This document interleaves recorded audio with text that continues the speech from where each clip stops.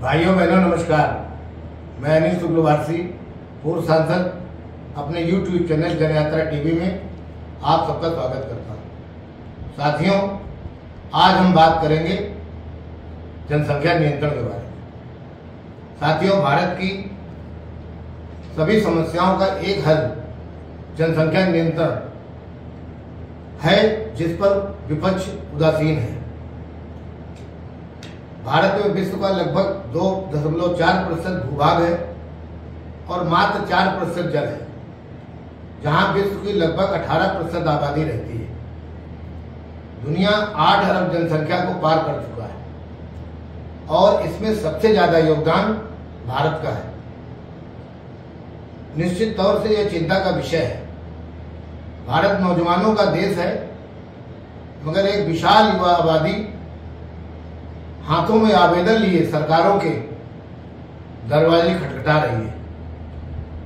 सड़कों पर उमड़ता जनसैलाब सावधान कर रहा है कि हमें जनसंख्या नियंत्रण पर गंभीरता से निर्णय लेने की जरूरत है।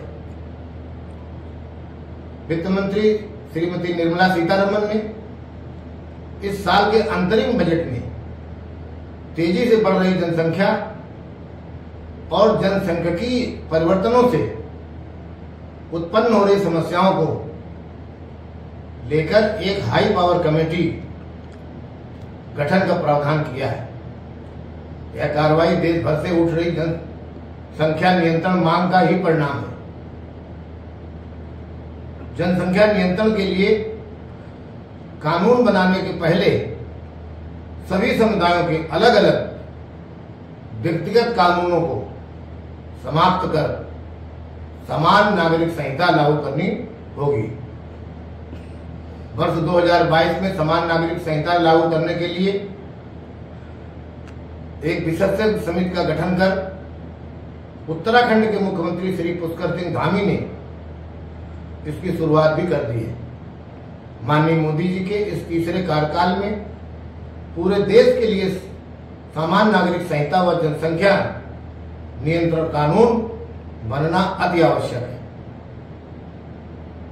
जिससे देश की समस्याओं का एक झटके में संपूर्ण निदान हो जाएगा और भारत और भारतवासियों के उज्जवल भविष्य की कल्पना भी साकार हो जाएगी, जिसके लिए 15 अगस्त 2019 को माननीय प्रधानमंत्री श्री नरेंद्र मोदी जी ने लाल किले के प्राचीर से आह्वान किया था।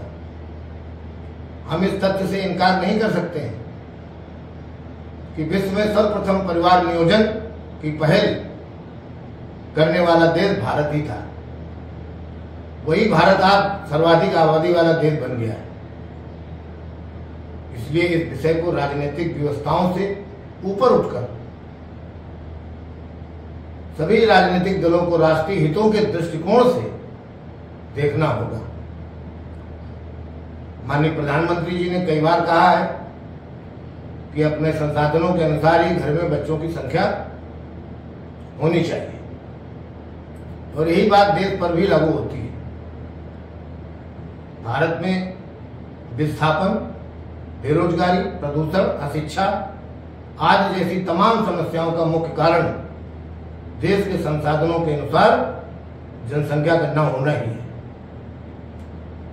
देश की कुछ समस्याएं ऐसी हैं जिन पर हमारा बहुत सारा संसाधन व्यय होने वाला है, जैसे अधिकतर खाद्य पदार्थ शुद्ध नहीं है, पीने योग्य जल की कमी है, नदियों वायु के प्रदूषण के कारण हमारे शहर मुसीबत से उबर नहीं पा रहे हैं। विशाल आबादी का पेट भरने के लिए कृषि कार्य में प्रयोग हो रहे रसायनों ने गांव और शहरों में कैंसर जैसे रोगों को बढ़ा दिया है। बढ़ती जनसंख्या के कारण कृषि योग्य भूमि निरंतर घटती जा रही है और परिवारों के बंटने से खेतों का रकबा भी छोटा होता जा रहा है और देश के किसानों के बदहाली का यही सबसे बड़ा कारण है। आज विस्फोटक जनसंख्या देश की मूल बीमारी है, जिसका अतिशीघ्र इलाज होना नितांत आवश्यक है। जनसंख्या की समस्या को वोट बैंक के चश्मे से नहीं देखना चाहिए। बढ़ती आबादी के चलते प्रत्येक देशवासियों को बुनियादी जरूरतें भी नहीं पूरी हो पा रही हैं। बेरोजगारी की समस्या है और विगत वर्षों में सरकार द्वारा रोजगार के अवसर जुटाए गए पर वह ऊंट के मुंह में जीरा ही साबित हुए। बढ़ती जनसंख्या के कारण ही हम अभी तक उत्तम स्वास्थ्य और शिक्षा जैसी बुनियादी जरूरतों को पूरा करने में पिछड़ गए हैं। हकीकत यह है कि विगत वर्षों में जिस गति से जनसंख्या बढ़ी उस स्तर तक संसाधन बढ़ाना संभव नहीं था और यही संसाधन और जनसंख्या में असंतुलन का कारण है। लोगों की सोच है कि उनके यहाँ जितने ज्यादा बच्चे होंगे तो उतने ही कमाने वाले हाथ होंगे, किंतु यह सोच सही नहीं है। कहीं अधिक जरूरतें होंगी और उत्पादकों की कीमतें भी बढ़ जाएंगी, जिसकी पूर्ति कर पाना सामर्थ्य से परे हो जाता है। देश में जनसंख्या वृद्धि का मुकाबला करने के लिए पिछले कई सालों से कड़े कानून बनाने की मांग हो रही है।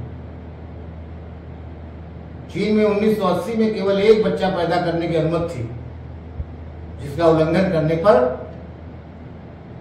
दंपत्ति को न केवल सरकारी योजनाओं से वंचित कर दिया जाता था बल्कि सजा भी दी जाती थी। देश की जनसंख्या को नियंत्रित करने के लिए जहां कड़े कानून बनाने की जरूरत है, वहीं लोगों के बीच जागरूकता पैदा करना भी अति आवश्यक है। भारत में परिवार स्वास्थ्य सर्वेक्षण के अनुसार गरीब महिलाओं की जो प्रजनन दर 3.2 है, जबकि संपन्न महिलाओं में यह दर केवल 1.5 पाई गई है। इसी प्रकार अनपढ़ महिलाओं में प्रजनन दर 3.1 पाई गई है और शिक्षित महिलाओं में यह दर 1.7 है। इससे स्पष्ट है कि देश को जनसंख्या नियंत्रण के लिए कानून के साथ साथ समाज को पूर्ण रूप में शिक्षित करना भी उतना ही आवश्यक है। मेरा मत है कि एक बार पूरे देश में जनसंख्या नियंत्रण के लिए नियम सख्ती के साथ लागू हो जाए तो देश की अन्य समस्याओं का हल आसानी से निकल आएगा और भारत 2047 तक निश्चित रूप से विकसित राष्ट्र बन जाएगा। बहुत बहुत धन्यवाद। यदि आपको मेरा चैनल पसंद आया हो तो इसे लाइक और सब्सक्राइब करना न भूलें।